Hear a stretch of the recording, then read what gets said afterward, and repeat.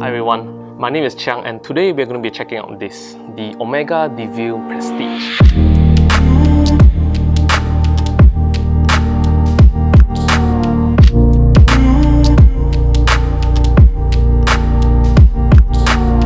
So just a little bit of disclaimer before I begin. I've actually gotten this watch on loan from Ville. They are an emerging online watch magazine that's based in Malaysia, and you can check out their website in the description below. I'm going to leave a link down there. And I'm going to be collaborating with Ville in the near future to bring you more and more watch content on this channel. So do subscribe to our channel, hit the bell icon so that you will receive notification when I upload the next watch video. Now first, a little bit about the sizing of this watch. The watch has a diameter of 39.5mm, a lug width of 20mm, lug to lug distance of 45mm, and it comes with this overall thickness of 9mm. In another word, right, this watch has a very slim profile and can quite easily tuck under your sleeve. Now, I have a 7-inch wrist, and this watch to me just fits very nicely. And because it sits so low and practically featherweight, it is sometimes very easy to forget that I'm in fact wearing any watch at all. Now, inside this watch, we are looking at a cost-certified Omega Coaxial Caliber 2500, which was first introduced in 1999. It beats at 28,800 BPS and it has a power reserve of 48 hours. Now this watch comes with a solid case back, so we can't actually see the movement itself.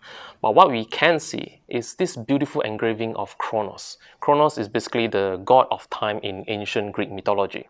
Last but not least, the watch comes with this scratch-resistant sapphire crystal, and it has a layer of high-quality anti-reflective coating on the inside. The Omega Ville Prestige comes with an absolutely beautiful dial. Omega call it vertically deep brush rhodium silver dial, which is kind of a mouthful. But for me, looking at the dial, this silver dial in real life, right, it really is something quite special to behold.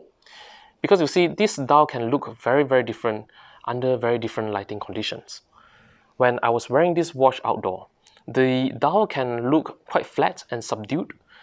But when I was recording this watch in the studio, I found that this watch has a very different way, very distinctive way of catching both my key light and my blue backlights that I was using. And it really looked very different depending on its angle, depending on its position, depending on its rotation. And the videos that were produced, right, they are really bursting with colors and contrast. I really like it. And when I was wearing this watch in a dark environment, say inside an airplane, I was surprised to find that this silver dial is able to catch the faintest light available, and as a result, I can still kind of make out what time it is. So while it is not as legible as some of the watches that come with lume or backlight, it is definitely something that I didn't expect to see in this dress watch.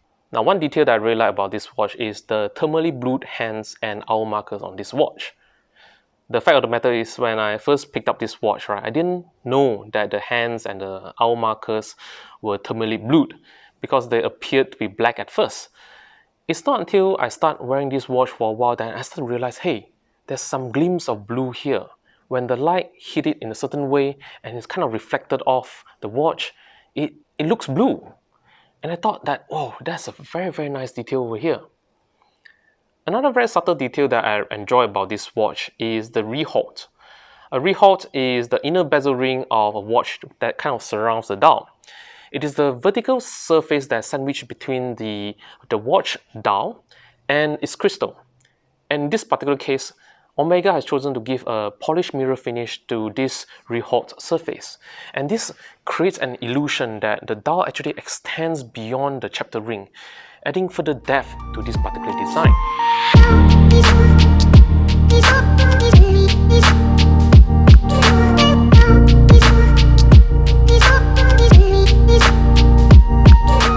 The problem I was having with this watch is its versatility. The watch has a water resistance rating of 30 meters, and it comes with this leather strap. That's beautiful leather strap that looks and feels a little bit too delicate for me. So much so that I don't feel entirely comfortable to be wearing this watch when I'm in a more robust environment like going outdoors or even washing dishes with this watch. For me, this dress watch has a very beautiful air of elegance that's more suitable for wearing in offices or in boardrooms or in formal dinners, but not quite suitable for everyday wear. It doesn't quite have the kind of versatility that I look for in my watch collection. But that's just me. If you are in the market for a dedicated dress watch, something that does dress watch very, very well, then I think this is an absolutely fantastic choice. The Omega de Ville Prestige. If I were to describe this watch in one phrase, and one phrase only, it would be this: understated luxury. You see, when I first picked up this watch, it didn't really impress me, right? I thought it was simple, I thought there's nothing to shout about.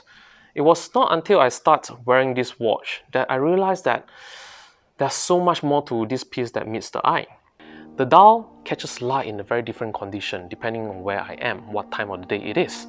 And the thermally blued hands and markers are ever so subtle. And all these little details all add up together to create a more wholesome, holistic sort of ownership experience of this watch. Would I recommend this watch? As a dedicated dress watch, absolutely. But if you're looking for something that's a bit more versatile, I would suggest for you to think twice before you pull the trigger. But that's just my opinion. Enough of my opinions. What do you guys think about this watch? Let me know in the comment section below. I do read all the comments, I do reply to all of them. I really want to get connected with my subscribers. If you like what you see today, please feel free to hit the like button, subscribe to our channel. We have a lot more of the watch content that's coming up, and we would love to have you on board. Until then, see you in the next one.